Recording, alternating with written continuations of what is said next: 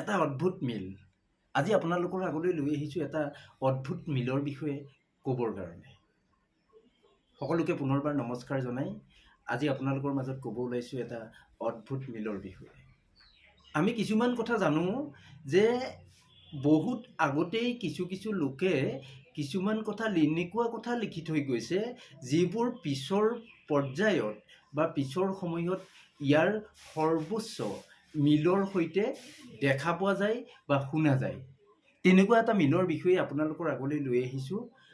আমি সকলোৱে জ্ঞাত 1912 চনত আটলাণ্টিক মহাসাগৰত এখন জাহাজ অৰ্থাৎ টাইটানিক এটা হিমবাহত খুন্দা খাই ডুব গৈছিল।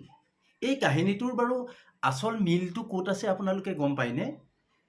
ইয়াৰ 14 বছৰ আগতে এজন ঔপন্যাসিক মৰ্গান ৰবাৰ্টছনে এই বিষয়ে তেওঁ এখন উপন্যাসত প্ৰকাশ কৰিছিল আৰু তেওঁ এই উপন্যাসখনত এই জাহাজখনৰ বিষয়ে লিখিছিল আৰু তাত তেখেতৰ যিখন জাহাজ আছিল সেই জাহাজখনতো যাত্ৰীৰ সংখ্যা এই টাইটানিক জাহাজখনৰ সমানেই আছিল।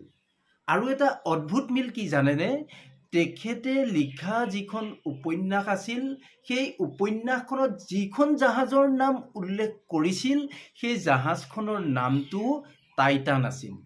ইমান অদ্ভুতকৈ বাৰু কেনেদৰে মিলাকৈ লিখিব পাৰে? আমি বাৰু আচৰিত হৈ নাযাওঁনে?